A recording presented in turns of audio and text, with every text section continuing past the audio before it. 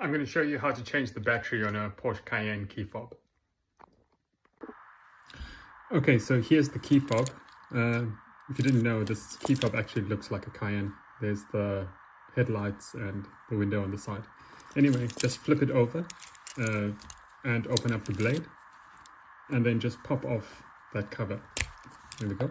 You don't even need to take the keys off. And there's your battery. Let me just drop that out. Coming up. Yeah, there we go.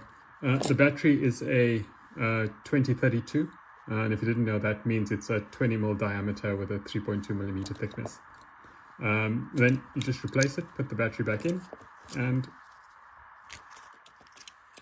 put the cover back on.